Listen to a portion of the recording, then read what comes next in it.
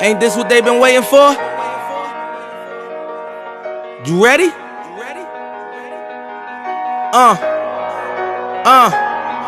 I used to pray for times like this, to rhyme like this, so I had to grind like that, to shine like this. In a matter of time I spent on some locked up shit in the back of the paddy wagon, cuffs locked on wrist. See my dreams unfold, nightmares come true. It was time to marry the game, and I said, yeah, I do. If you want it, you gotta see it with a clear eye view.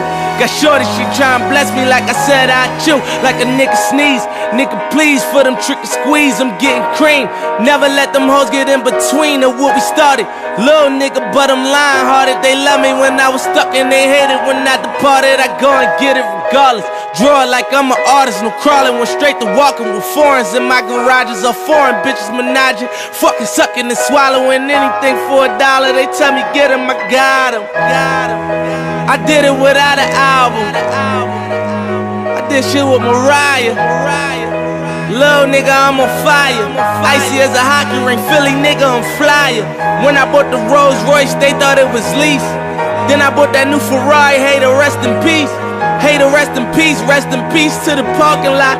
Phantom so big, can't even fit in the parking spot. You ain't talking about my niggas, then what you talking about? Gangsters move in silence, nigga, and I don't talk a lot. I don't say a word. Was on my grind and now I got what I deserve. Fuck nigga, hold up, wait a minute. Y'all thought I was finished? When I bought the Aston Martin, y'all thought it was rented?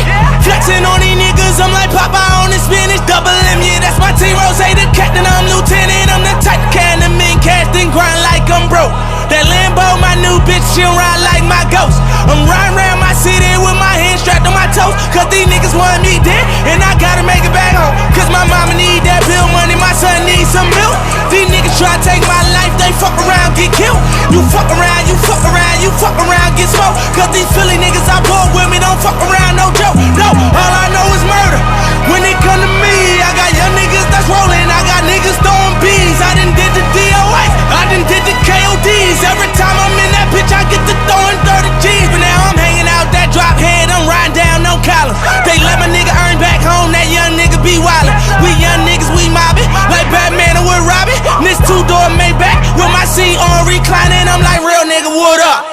Real nigga, what up? If you ain't about that murder game, then pussy nigga, shut up. If you dip me in your rats, I get your pussy ass stuck up. When you touch down in my hood, no, that tour life ain't good. Catch me down in MIA, at that heat game on wood. With that Puma life on my feet, like that little engine I could. Boy, I slide down in your block, bike on 12 o'clock. And they be throwing deuces, I'm the same nigga they watch. And I'm the king of my city, cause I'm still calling them shots. And these lanes talking that bullshit, the same niggas that flop. I'm the same nigga from Birch Street with them that braids that lock. The same nigga that came up and I had to wait for my spot. And these niggas hating on me, hoes waiting on me.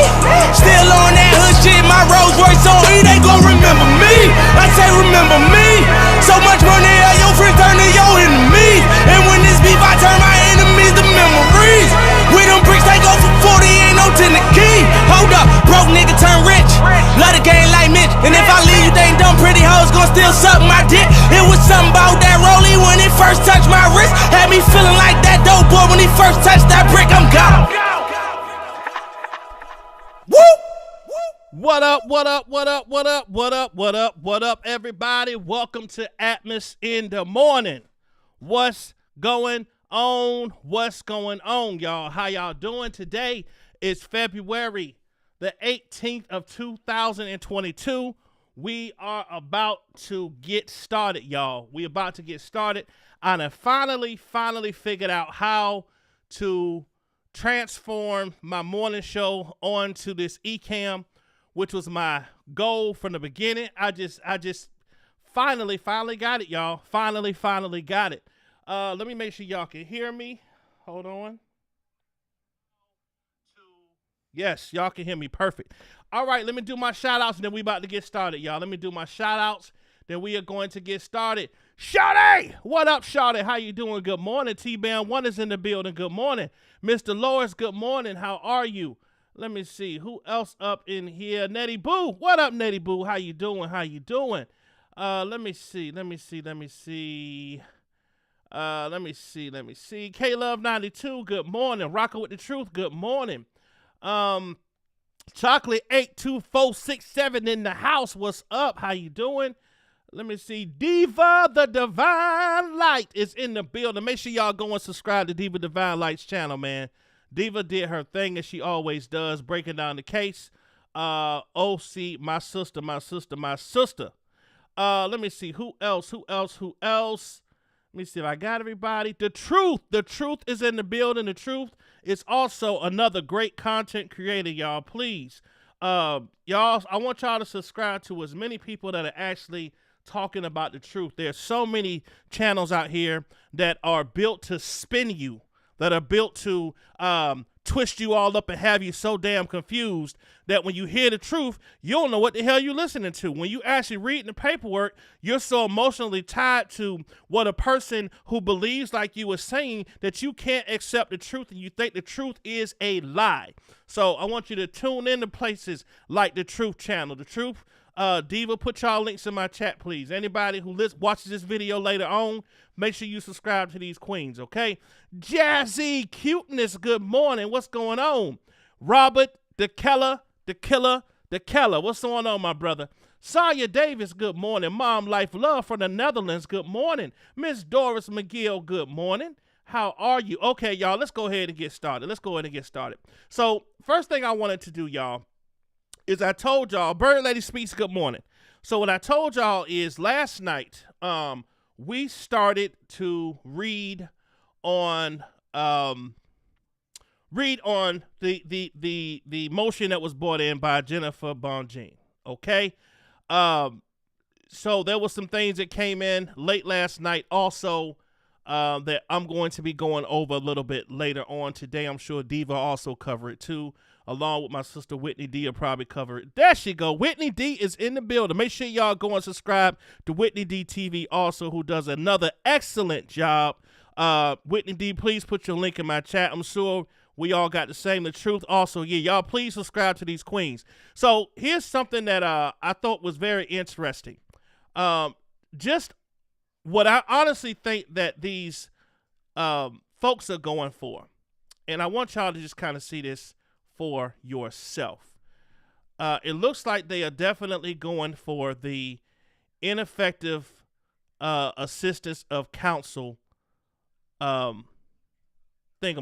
Okay, I think that is what they are going for to try to get this case thrown out. So what I want to do is I want to read what the actual definition of ineffective assistance of counsel is. It says here that the Supreme Court has held that part of the right to counsel is a right to effective assistance of counsel, proving that their lawyer, so RKelly's lawyer, was ineffective at trial, is a way for convicts to get their convictions overturned, and therefore ineffective assistance is a common habeas corpus claim. Now, to prove ineffective assistance, a defendant must show, number one, that their trial lawyer's performance fell below an objective standard of reasonableness. Okay? So that their, number one, that their trial lawyer performance fell below an objective standard of reasonableness. Okay? Reasonableness. And number two, a reasonable probability. Now listen to how these words are crafted, y'all. A reasonable probability. Reasonable probability. A probability where it means it's possible. You know, it's possible. Reasonable possibility. You know what? Reasonably, I can say that it would be possible that, but for counsel's unprofessional errors, meaning if it wasn't for these idiotic lawyers, that the result of the proceedings would have been different. And they cite case law Strickland versus Washington. Okay? So this is, I believe, based on what Jennifer Bonjean is trying to bring together, this is going to be what they are going to try to say. Hey, I came in, I got rid of his whole doggone crew because they were so ineffective. Like, he really just had the worst people that he could possibly have representing him. I mean, listen to his lawyer, Judge. His lawyer is sitting here talking about that the jury should find him guilty. I mean, look, Judge, what lawyer in their right mind in opening statements would open up the trial when everyone is listening to each and every single word say out of her mouth? You need to find my client guilty. Judge, what lawyer in their right mind would do that? What lawyer? Why would they do that? Okay, and then and Judge, listen. What other lawyer, this other idiot, this candidate guy, is sitting up here talking about twerking? Judge, why are we talking about twerking? What the hell does twerking got to do with this man's innocent or guilt, Judge? Why are we sitting here with he's over here talking about, yeah, and Judge, she dropped it real low. I mean, real low. I mean, Judge, come on now. Really? Is this what we talking about twerking? Is this what we doing? Come on, Judge. Come on. Help me out now. This man didn't have a fair chance with these idiots here. Okay? Now, I'm gonna be real with y'all. Okay? When I told y'all I was going to read back through this, what we read last night, I didn't but it was, I went to certain areas and I wanted to just point out a couple of things to y'all that I did read over where I was like, you know what? Now that when you take out all the fluff, she makes a couple of good points. She makes a few good points. When you take out all the fluff about the bank case where the two employees acted separately, that was under another company, and that whole damn 20 minutes of waste of my reading. When I look back over this, I really looked at it with a different eye, and I said, let me try to see this. Let me really look at this a different way. So right here, where it's talking about the racketeering, Act 1. Let me bring this in a little bit so y'all can see it. Let me see. I'm gonna have to pull it out. There we go. Okay, y'all can see that. All right. So right here, where it says racketeering Act 1 bribery. Okay. Jennifer Bonjean is saying that the government failed to prove racketeering Act 1 where insufficient evidence existed that the defendant caused Demetrius Smith to pay a public aid employee $500 to secure identification for Jane Doe number ones, which we know is Aaliyah, secure identification for Jane Doe number one. Now, despite blatant, strong arming by the government, so she pretty much is saying that, you know, that the government just manhandled him on there, and you know, they just, we feel so bad for Demetrius Smith. Oh my God, they just totally manhandled him, right? Despite the blatant strong arming by the government, Smith's testimony was inconsistent and vague about whether the defendant was even present during any discussions about paying money to bribe someone for the fraudulent identification. Smith consistently testified that he discussed the prospect of bribing someone to obtain the fake identification with Daryl McDavid. Smith did not obtain any money from the defendant and did not recall discussing it with him, although he allowed that he might have. So, what's up, PG? Passionately Gangster. What's up, James Harris? What's up, Missy? What's up, Missy? Just a T, please. Hello. So, here's the thing, y'all. If you read the transcripts, you consistently heard people who testified say that R. Kelly had complete control of everybody. Boston, what's going on? How you doing, sister? Thank you for coming in here. R. Kelly had complete control of everybody. Everybody. The dogs, the cats, the roaches, the ants, the air, the rain, the stars. Okay? He controlled when you moved, how you moved, what you said, when you said it, who you said it to, what you ate, what you didn't eat, when you could eat, what time you could come out the room, when you could go to the bathroom. Like, if you think, or anyone thinks, that when R. Kelly told Demetrius Smith on that, I think it was either the bus ride, I messed up. I messed up. And Demetrius Smith is saying, what you talking about? You messed up what? And R. Kelly said, Aaliyah.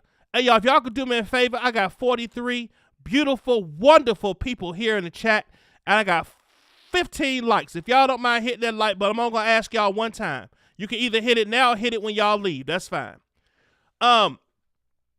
When he told him, I messed up,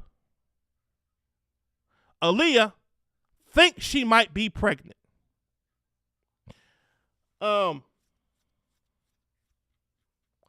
Right then and there, totally destroys the argument that Demetrius Smith had no idea that R. Kelly was sexually involved with Aaliyah. Period. Says here, Smith consistently testified that he discussed the prospect of bribing someone to obtain a fake identity with Daryl McDavid. Smith did not obtain any money from the defendant and did not recall discussing it with him, although he allowed that he might have. Whenever Smith failed to testify precisely as the government wanted, he was refreshed with his prior statements, not because he needed refreshing, but as a clear reminder that if he contradicted himself, that he could be charged as a co-conspirator. That type of bullying pervaded Smith's explanation or examination and suggested that Smith's testimony may have been pressured by the government. Okay? So they go through some of the testimony here. After the subject had been discussed numerous times without Smith's testimony, the AUSA asked the following redirect question. When you spoke to the group,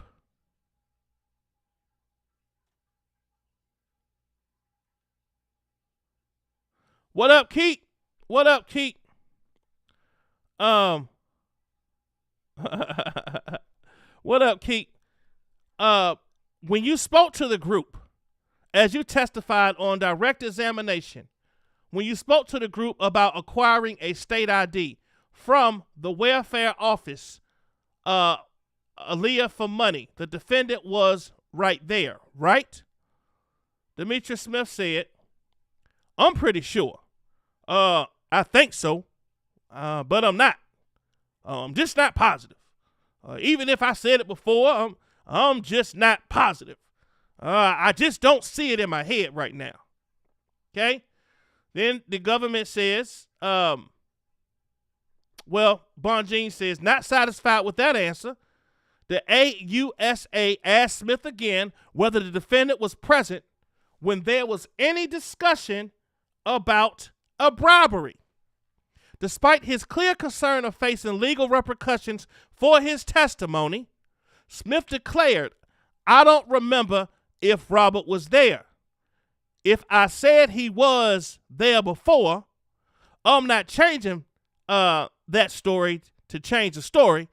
I'm just going back and I don't see it in my head. Robert next to me. No rational juror would conclude that this less than convincing testimony provided proof beyond a reasonable doubt that the defendant caused Smith to tender money to the public aid officer. Even if the evidence showed that the defendant turned to Smith for assistance in facilitating his marriage to Aaliyah. Stop.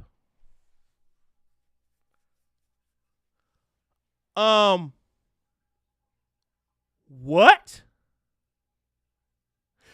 So, you say in one sentence that he didn't have any clear recollection of RKelly being involved in him obtaining and doing whatever he had to do to make sure that he could legally take care of the situation with Aaliyah. But then you say right here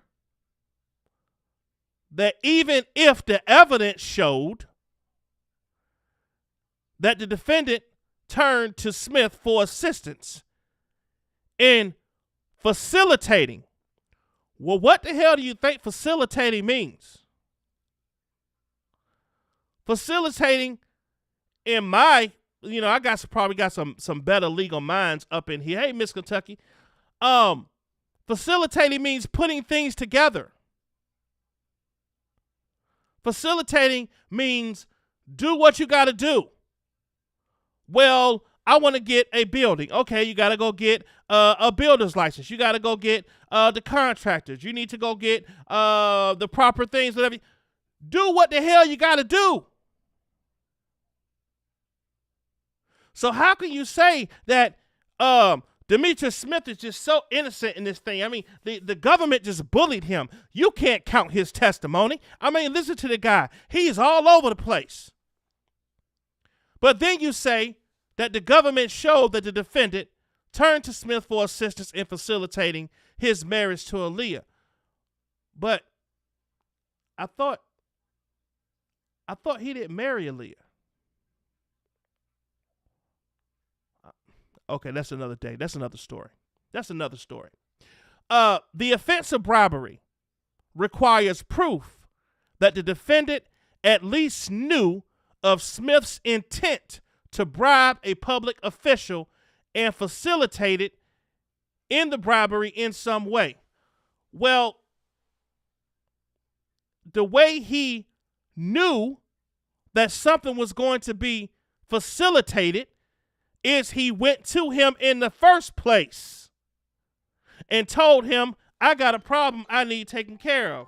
Y'all hold real quick, y'all. Hello? Hey. Yeah.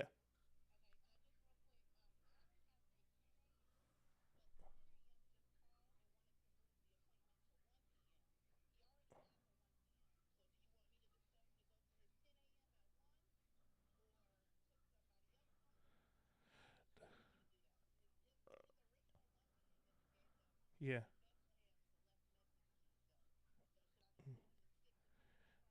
Yeah, stick with the confirmed one. Yeah, I think that makes sense. Yeah, that's fine. What now? Who was anyone else available?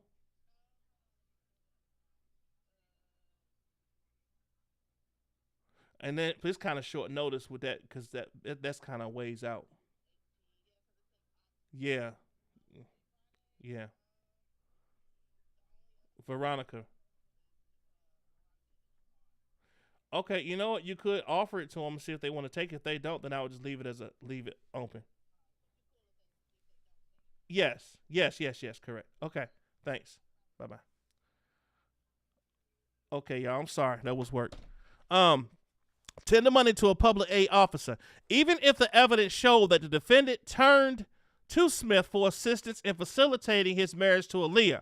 The offense of bribery requires proof that the defendant at least knew of Smith's intent to bribe a public official and facilitated in the bribery in some way. The record is devoid of evidence that the defendant knew how Smith obtained. Hold on.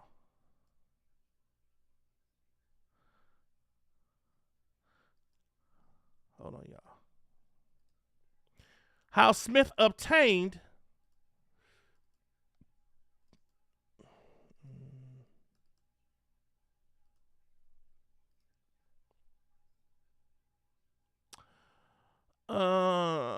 obtain the identification.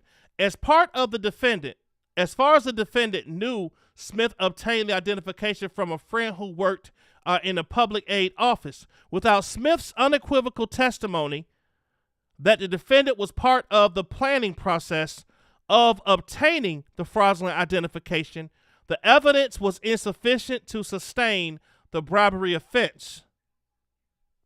Furthermore, Racketeering Act 1 bribery lacks both vertical and horizontal relatedness. It was an isolated offense, having no connection to the other charged acts or to the purpose of the enterprise itself. Indeed, as discussed, the record simply fails to show. Now, here's the thing, y'all. They showed under the law that RKelly did not have to directly do the act himself. If he was associated with it, he knew something was going to happen, he had some knowledge of anything that someone was planning to do something, if he was at all involved with any type of knowledge in which he was in this situation, because he was the one that went to Demetrius first, then he is just as guilty as Demetrius Smith is. It falls right underneath him. The only way that would have taken RKelly out of this situation for this bribery is if he would have said, Demetrius, I'm in trouble, but I don't want you to do anything about it. I don't want you to do anything about it. There you go, Keep. And the fact that he is benefited from the crime. Exactly. It benefited him. He knew what was going to happen. He may not have known all of the intricacies and the ins and the outs and the ups and the downs on how it got done, but he knew that something was going to happen that was going to make it possible for him to put this behind him. Period. Period, Pooh. Like James Harris said, mob bosses don't kill anyone. They have people to commit the crime for them. Thank you. So the fact that he knew that some things had to happen in order for it to come to fruition makes him guilty of the bribery. Period. Now, it says that the record simply fails to show that in 1994, any enterprise existed that had common purpose of facilitating the defendant's sexual desire for minors. Smith testified at length that he had no idea that the defendant was involved in any type of sexual relationship with Aaliyah or any other young woman. Wait. Hold on.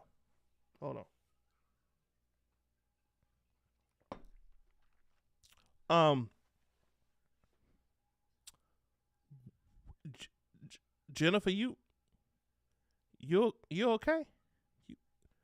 You good? Okay, I'm just checking. So you just said that there was evidence that showed that RKelly went to him to talk to him about the fact that he was in trouble about possibly getting Aaliyah pregnant. But now you're saying that Smith testified at length that he had no idea that the defendant was involved in any type of sexual relationship with Aaliyah and the other thing. Okay, although he might have said that, did he not lie? Did he not contradict himself? So simply because, so what's good for the goose is good for the gander. So you said that, well, he was jacked up in his testimony for the government, so that don't switch around to you too. So it's good for you to take what he says and say, oh, you know what? Well, he said this, so we should believe him. But yes, he said other things too, but that was because the government made him say it. Really? Yeah. Okay, let's continue to read this. So Smith testified at length that he had no idea that the defendant was involved in any type of sexual relationship with Aaliyah or any other young woman. Smith was certainly part of the defendant's close circle of confidants, but the mere identification of a group of people who work for the defendant does not an enterprise make. Smith did not testify about any other conduct in which he engaged to advance the alleged purpose of the enterprise. Smith's conduct was nothing more than a singular event that bore no connection to the purpose of the enterprise, which did not exist in any event, and which bears no connection to the other racketeering acts. Furthermore, because the act did not occur within 10 years of any other predicate act, that was insufficiently proven. The act is time barred. Okay, so on one thing you say that there was no enterprise. He had nothing to do with that. This was a singular event. And then you turn to saying, well, and even if it is true, if it did not occur within 10 years of any other predicate act. So that is sufficient. That was sufficiently proven. So the act is time barred. Okay, Miss Bonjean. So y'all, what I'm trying to show y'all here is that, and it's her job. It is her job to find technical issues with this case, right? It's her job to nitpick and find this and find. That's her job. And is she doing her job? Yes, she's doing her job. Okay? She's doing her job. However, your findings, you're contradicting yourself against the testimony and evidence. So if anyone was to read this, in which I'm sure there's a lot of people on the other side that are reading this, they probably still up from partying last night. If you read this and you actually read the transcripts, you would say,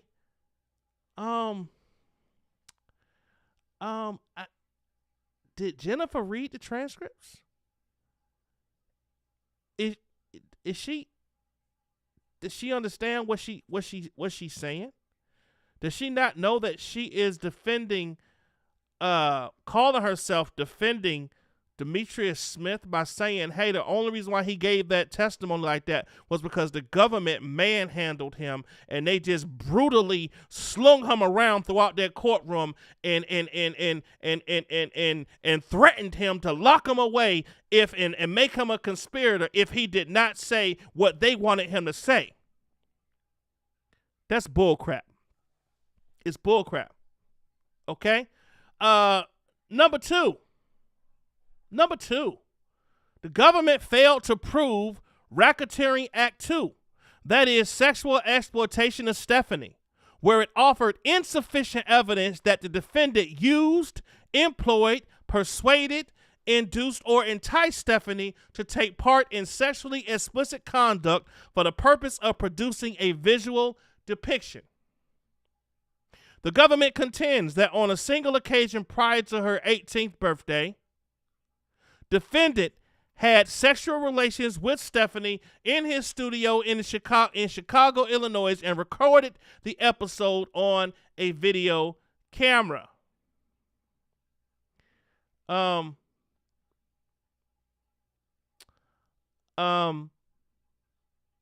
government cannot produce the video or the camera on which it was allegedly recorded. To be clear, the defendant is alleged to have recorded a legal and seemingly consensual sex act under the law of the state of Illinois that was only a violation of 18 U.S.C. 2251 because Stephanie was not 18 years of age. Stop. Your point right there is destroyed. Right after that. Right after you just admitted that defendant is alleged to have recorded a legal and seemingly consensual sex act under the law of the state of Illinois that was only a violation. That was only a violation of 18 U.S.C. 2251A because Stephanie was not 18 years of age. Dismissed. Denied. Right there. Because she was not 17, makes the video, makes the sex not consensual. Thrown out, denied, right there. Boom, bang. Do I got any bombs over here? What do I got over here? What do I got over here? What I got? What is this? Uh-oh. Oh, yeah. Oh, we got some sounds, y'all. So, listen. Y'all, these are just a few things that as I read, and there's so much more, y'all. So I'm gonna come back on. Let me go ahead and get to the actual morning show. K-Love92 said Jen is in danger and she don't even know it, just like a damn deer in headlights. Indeed. It's about to go down. It's about to go down. So the government has to respond by March 10th. So y'all, needless to say, it is a lot to unfold. That's why I didn't read everything last night. I wanted to kind of, read it, break it down. Hey, Miss Shirley, read it, break it down, read it, break it down, read it, break it down. But we going back on this afternoon, and we going to do some more. We're going to do some more. We're going to do some more. We're going to do some more breaking down. We're going to finish reading. They also asked for, she wants to have a new trial. Now, do I think she will get the new trial? You know what? Keller, you just said it all, brother. You just said it all. Keller said they're going to file ineffective counsel on her next.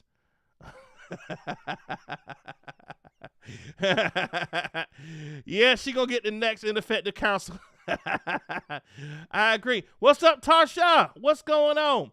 Okay, y'all. So I wanted to just kind of tiptoe on that just a little bit, okay? So what we're going to talk about today here on the show, y'all, is a couple of things. A couple of little things. So it looks like Facebook has agreed to a settlement. Facebook, it's called Meta now, okay? I want y'all to see this for yourselves. But it looks like Meta agrees to pay $90 million to settle a lawsuit. Hold on. $90 million to settle a lawsuit that they were tracking people after they logged off. What? Why is Facebook tracking people after they log off? Can y'all help me out? Why would Facebook see the need to track people after they logged off? It says that Meta will pay $90 million to settle a lawsuit alleging it kept tracking users after they logged off. The 2002 suit said Facebook used plugins and cookies to track visits to third-party websites. Let me make sure y'all can see this. Make sure y'all can see this. Yeah, y'all should be able to see this. What's my video? Okay, it's running behind. Okay, here we go. If approved, okay, so here we go. 2012 suit said Facebook used plugins and cookies to track visits to third-party websites containing like buttons. If approved, this would be one of the 10 biggest data privacy class action lawsuits ever. Man, listen. Meta has agreed to pay $90 million to settle a decade-old lawsuit alleging Facebook kept tracking users' internet activity after they logged off the platform. The proposed settlement was filed late Monday and still requires court approval. If approved, it will be one of the 10 biggest data privacy class action settlements ever to the document. The 2012 lawsuit alleges that between April 2010 and September 2011, Facebook violated privacy and wiretapping laws by using plugins to store cookies, tracking users, visits to third-party websites, and contained like buttons. The social media site had users' permission to track them while they were logged in, but promised to stop when they logged out. Besides the $90 million sum, which would be distributed among affected users, the settlement would require that Facebook delete data improperly collected on users through the use of this practice. Meta, who is now Facebook, did not immediately respond to the insider's request for comment, but a spokesperson said Variety, reaching a settlement in this case, which is more than a decade years old, is the best interest of our community and our shareholders, and we're glad to move past this issue as part of the settlement. Meta denies any wrongdoing. The lawsuit was dismissed in 2017 when a federal judge said that the plaintiffs failed to show that they had reasonable explanation of privacy or that they suffered economic harm. In 2020, a federal appeals court revived the case, saying that there is economic harm in such a situation. Facebook tried to have the Supreme Court take up the case, but it declined, allowing the federal appeals court the decision to stand. Last year, Facebook agreed to pay $650 million to settle a separate privacy lawsuit. This one, first of all, where's all this damn money at? Because I know, what? Have y'all has anyone in here gotten any types of emails, or you're a part of this lawsuit, or you're owed some money? Because I'm really about to start looking up on this, y'all. This is crazy. So they agreed to pay $650 million to settle a separate privacy lawsuit. This one alleging that the company's tagging feature violated an Illinois law prohibiting the collection of biometric data without prior notification and written consent. On Monday, Texas Attorney General Ken Paxton announced that the state is suing Meta over Facebook's now debunked facial recognition program. Ooh-wee. Yeah, now I will say that facial recognition thing, y'all, that is truly scary. Because I noticed they had that going where you could put your face up there and they would find out what your name was. And that's really, really, really weird. Jazzy Cuteness said, I want my money. I know that's right. Nope, no email me either. No, but I need to get on it. Heck yeah, me too. How many of y'all, I'm sure everybody, if you got a Facebook, put a 1 in the chat. If you have a Facebook, put a 1 in the chat. Now, y'all know what I forgot to do. And I'm crazy for this. I forgot, y'all. I got to pay the bills. Let me play this real quick, y'all. Let's go! Yeah.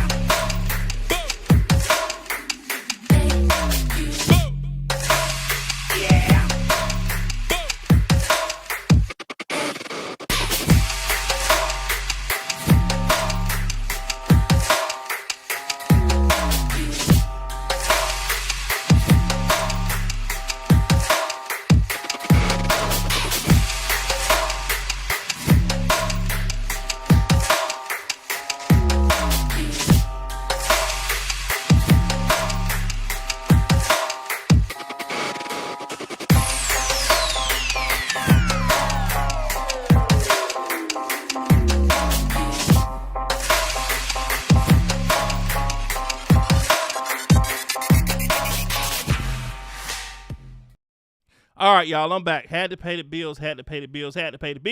Okay, so I got a Facebook, right? But I haven't really been on Facebook, and like, I might go over there just to say, hey, Aunt Lucy, okay, you went and walked your dog today, okay. Facebook really don't do nothing for me, y'all, like zero. Okay? Zero. It's just not, if it's not YouTube or Instagram, it's just not, it's not popping no more. Unless you want to remember somebody's birthday, right? That's the only thing that Facebook is good for now, is remembering people's birthdays, anniversaries, stuff like that. I know that sounds bad, but it's the truth. It's the truth, right? Okay, y'all. So, here's some other news here. It looks like a judge has ordered Donald Trump. Let's see. A New York judge on Thursday ordered former President Donald Trump and 2 of his children to answer questions under oath about the Trump Organization's business practices in the state attorney general's civil probe of the company. Lawyers for Trump and Donald Trump Jr. and Ivanka. Let me look at this here. Let me play this real quick, y'all. Hold on. Let me move this to the side. Hold on. Treatments to thickening, shampoo, and conditioner. Just go to forhims.com for a free consultation. Then a licensed medical provider can help you with your game plan. If prescribed, Hims ships directly to your door. Well, that's convenient. Get your hair back in the game with Hims. Order today and get a 90-day money-back guarantee at forhims.com. Some breaking news this afternoon. A New York judge ruling that Donald Trump, Don Jr., and Ivanka must testify under oath. They were subpoenaed as part of New York Attorney General Letitia James' civil investigation into the Trump family's business dealings. NBC News correspondent for investigations, Tom Winter, joining me now with this breaking news. Tom, this is just in. Tell us more about the judge's ruling. What did he say here? First off, the mechanics of this, Allison. So it is possible to appeal this, the New York State appellate decision. Okay. You can expect the Trumps to do so. You can expect them to seek a stay. In other words, kind of delay these depositions until they've heard that. Back to the news and the reason why we're here. The former president has been ordered and must sit for a deposition unless that stay and appellate process occurs within 21 days of today. The same for his children, Donald Trump Jr. and Ivanka Trump. As you and I have discussed on several occasions, Eric Trump has already provided a deposition in the course of this civil investigation, which includes asserting his Fifth Amendment privileges 500 plus times, according to the Attorney General. The key line from this ruling, I'm going to read it. We literally just got it in. Is from the judge, Arthur Engeron, saying, in the final analysis, a state attorney general commences investigating a business entity, uncovers copious evidence of possible financial fraud, and wants to question, under oath, several of the entity's principals, including its namesake. she has the clear right to do so. So that's the important and kind of key line in this ruling, Allison. So I think the question we all have now is, when could we potentially expect the Trumps to testify? I know you said we should expect an appeal here. How long could this drag on? Well, it could drag on for a little while. I don't suspect it'll take more than a month or two before this is briefed and held before the appellate division, and then obviously we'll go forward from there. But that's kind of the general timing as far as this investigation. This is kind of the final step in the civil investigation, as we've reported before. So we're quickly coming to a point here. Even if they lose the appeal and they are forced to testify, they could just plead the fifth here. But the Trumps are also dealing with another investigation in the Southern District of New York, a criminal one. What could pleading the fifth here mean for that other investigation? Well, Allison, it's difficult to kind of keep track of all the investigations that are going on. The criminal investigations by the Manhattan District Attorney's Office. Just a quick point of clarification. But as far as the asserting their Fifth Amendment privileges, they're absolutely entitled to do so. Yeah. And any attorney would advise them to do so to any sort of question while that criminal investigation that you're referring to is underway. And so since that criminal investigation is not complete, you should expect them to do that. But there's a difference. If you asserted your Fifth Amendment privilege in an interview with law enforcement or in the criminal setting, typically that's it. That ends it. But in a civil deposition, they can continue to ask you question after question after question after question, and you can answer and assert your Fifth Amendment privilege every time. The difference is if this ever goes to a jury, the civil case, they can show the jury every single time they asserted their Fifth Amendment privilege and to what questions. It becomes cumulative evidence that we typically don't see in a criminal setting. So there is at least a value to prosecutors on the civil side of things by seeking these depositions, even if they don't yield new information, potentially. All right. Tom Wenner with breaking news for us. Ooh, wee. Can y'all imagine seeing Donald Trump on a stand? Can y'all imagine seeing Donald Trump on a stand having to answer? Thank you so much, Rocker with the Truth. I appreciate the blessing. Thank you. Thank you for the super chat. Can y'all imagine seeing Donald Trump and Ivanka and all them on there? Oh, wow. So y'all, oh, wow. Okay. So I hear there's it's some stuff in this motion about ass too that we gonna definitely read about a little later, where it looks like they're pretty much trying to bring them parents into it. Huh. Interesting. We're gonna read on that a little later. So y'all, Donald Trump could get on the stand, him and his kids, and talk about their shady business dealings. So I know a lot of y'all are Donald Trump fans out there. So, I'm not trying to upset nobody, but hey, he may be held accountable for some of the stuff that he has done. Okay, now y'all, I don't know if y'all know who this person is, but it looks like this TikTok star. Let me see who she is. It looks like 22-year-old TikTok star Mehek Bukhari has been charged with murder following the death of two men in a traffic accident in the UK. Leicester police have confirmed that Saqib Hussain and Mohammed Hassim is Zubaydin, both 21, were killed after being driven off the road. Wow. Being driven off the road, huh? Hold on. After hitting, collision, let me see. Mohammed, after driven off the road in the early hours of February 11th, leading to the fatal collision on A46 in Leicestershire. After hitting the central reservation, the victim's car was split in two. Ooh. It's alleged that the pair were being chased and had been rammed prior to the conclusion or collision.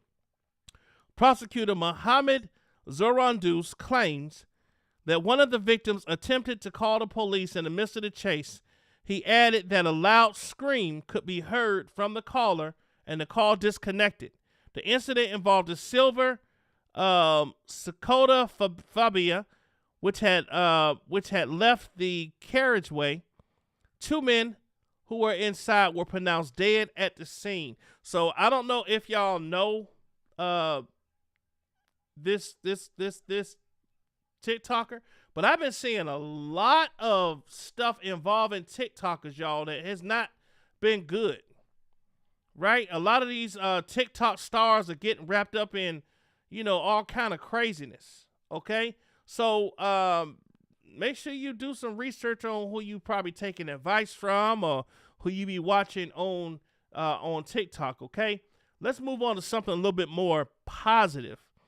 So it looks like the Department of Education, y'all, is going to be canceling out some debt, some student loan debt, okay? This can't be nothing but great news. Okay, let me see if I can come into here. I'm trying to bring this closer so y'all can actually see it. There we go. Okay. So let me pull it up over here. So cancel student loan debt. So Department of Education to cancel $415 million in student loan debt. It says, as college students around the world graduate with a massive amount of debt, advocates display a hand-painted sign on the ellipse in front of the White House to call on President Joe Biden to sign an executive order to cancel student loan debt on student debt on June 15th. Okay, this is when that was taken. So it says here roughly 16,000 borrowers who were scammed by the schools will have their federal loans discharged, resulting in $415 million in relief, the Department of Education announced Wednesday. The borrowers received relief attending four for-profit colleges that the agency found misled students in the process of luring them into enrolling and taking on debt to pay for school.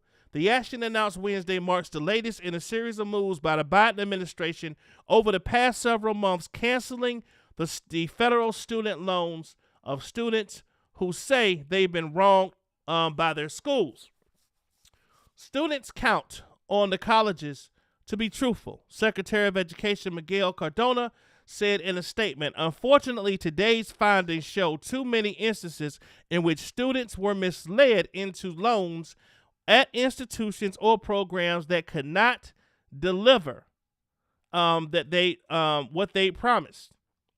The announcement comes amid pressure for broad-based student debt cancellation and calls from advocates to do more for students who were defrauded by their colleges. It's the latest in a saga over a process known as borrower defense to repayment that dates back to the Obama administration. Okay?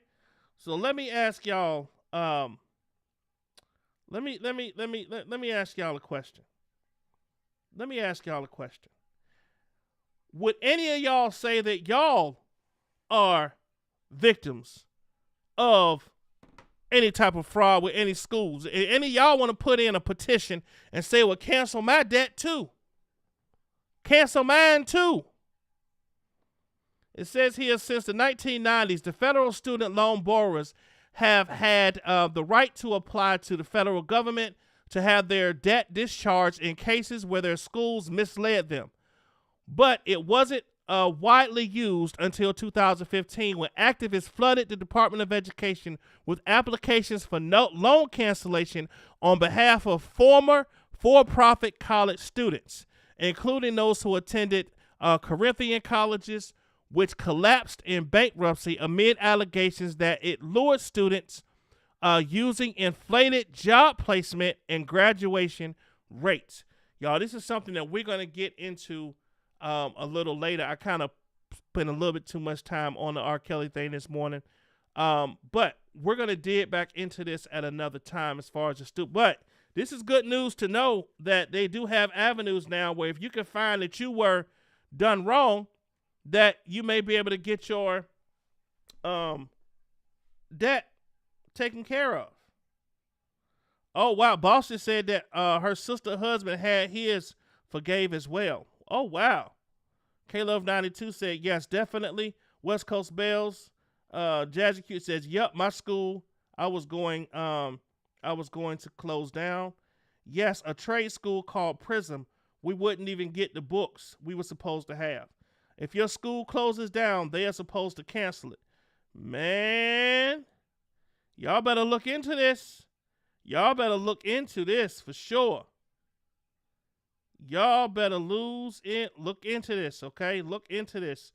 Let me look at something real quick, y'all. I gotta see something real quick.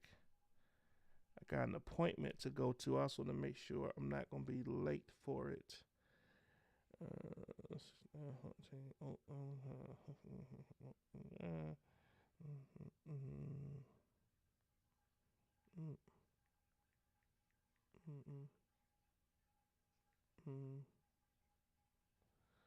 Hold on. Okay, cool. I got 10 more minutes. Okay, y'all, 10 more minutes. So check this out.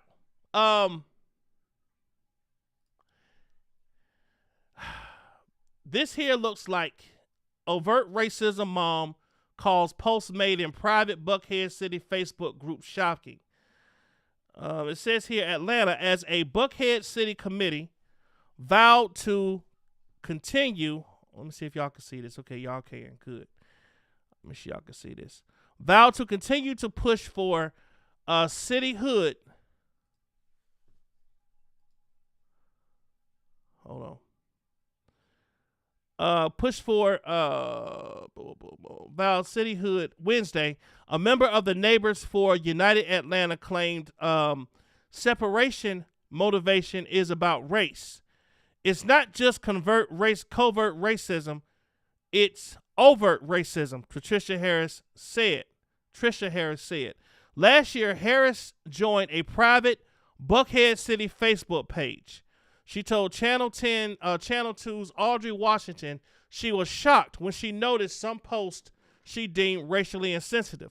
Some of the posts, which were sent to Channel 2, referred to water boys in Atlanta who were mostly black as thugs, maggots, and scumbags. Wow. Someone said, she said, I'm a mother of a 9-year-old black boy. And when you go through those posts, you find a pattern of dehumanizing description of our children, Harris said.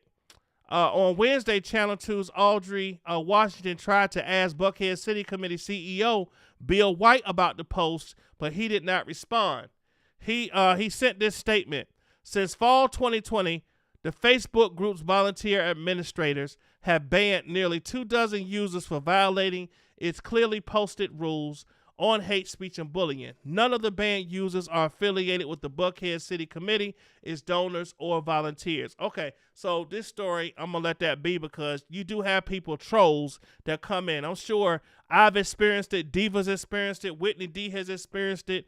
Miss Ant, everybody has experienced trolls coming in their chat and saying some crazy stuff, right? People did it probably here today that y'all probably done sent to block land, right? So it happens. It does happen. Let me see, y'all. And listen, so it has been an issue with these people talking about these water boys here in Atlanta. But look at this. There are people doing things about it. Okay? This here is a new luxury car dealer who is actually hiring Atlanta water boys to teach them valuable skills. Shout out to this brother or whoever these folks are. It says a reformed felon is on a mission to help the Atlanta water boys off the streets.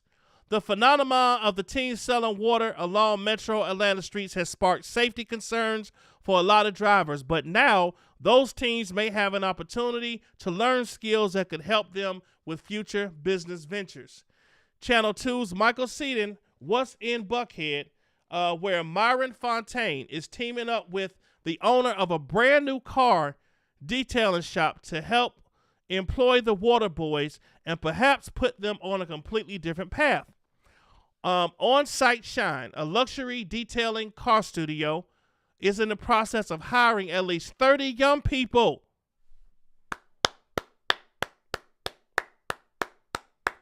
Great job, brother. Great job. Hiring 30 young people before the shop opens next month at the intersection of West Paces Ferry and Northside Drive. Fontaine was incarcerated on a vehicular armed robbery charges when he was just 19 years old.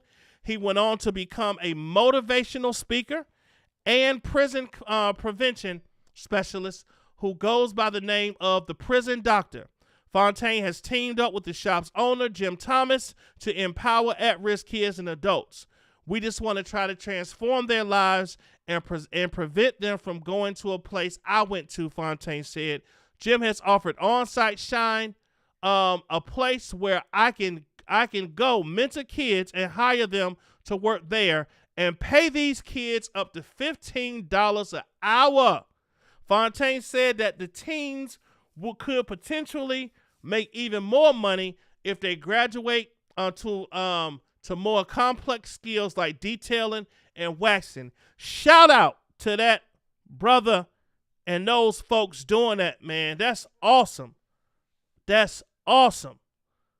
That is awesome. Hold on.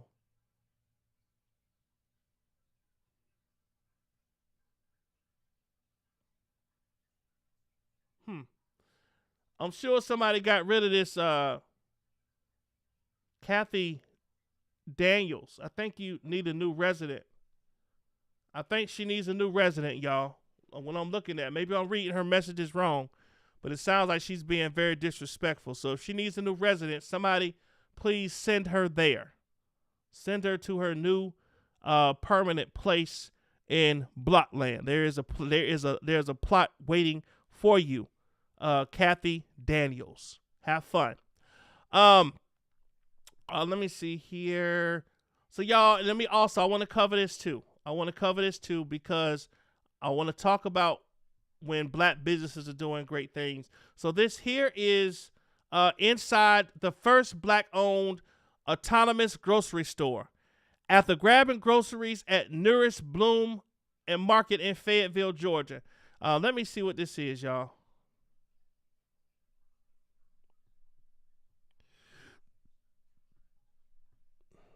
Hold on. The taste of technology. Welcome to Nourish and Bloom Market. Here, QR codes, automated gates, and robots run the show. Say hello. 30 ceiling cameras track your every move. Every time you pick up an item, the system knows exactly what you've picked up. So these are basically giant scales throughout the store. Yes. All finished? Just walk right out. Automatic payment through your phone. So it's quite an unusual experience. It's the brainchild of first-time store owners Jalea and Jamie Hemmings. Shopping has changed overall, and we wanted to create a solution for the post-pandemic era that we're living in. But even more notable than how you shop, what you're shopping for. Just south of Atlanta, this community is a food desert. The closest grocery store, a nearly 15-minute drive. These shelves hold all natural, organic foods, and the customers can't get enough. We've waited for it so long, it's a godsend. There's even a fresh spin on delivery. That's it. 2 climate-controlled robots, complete with their own crosswalk. Thank you. They're already planning to expand, eyeing disadvantaged neighborhoods across Georgia and Florida, and thanks to a partnership with Microsoft, offsetting the cost for customers. When you look at childhood obesity, when you look at diabetes, it really runs in the black community, and we want to be able to change that. Our whole mission is that everyone deserves access to healthy food in a convenient way, right? An affordable way. This is more than a business. This is a mission for you guys. Oh yeah, 100%. A mission to keep healthy foods within reach. There you go. Blaine Alexander, NBC News, Fayetteville, Georgia. Man. That right there is what you call incredible. That is what you call incredible. Shout out to those folks that are doing things. They got the doggone robots going, y'all. The doggone robots will go get your food and bring it to you. That's what I'm talking about. That's how you think outside the box. And I think that's going to be amazing. I'm going to be visiting that store myself.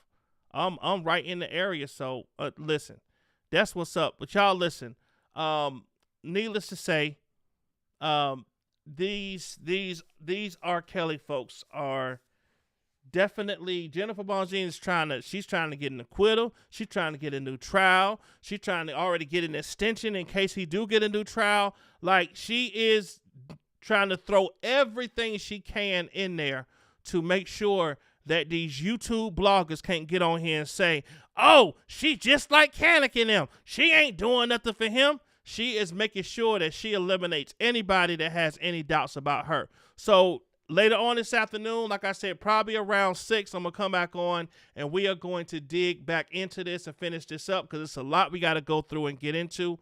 But listen, y'all, thank y'all so much for coming over here today. I love y'all. I appreciate y'all. On your way out, y'all have, oh, look at y'all.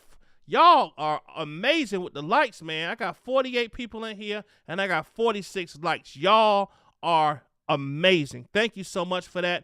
Y'all have a blessed day. I didn't expect to stay on here this long, but that sometimes that this case kind of gets you, right? But listen, I love y'all. I'll holler at y'all later. Everybody have a blessed day. Peace out. Yeah.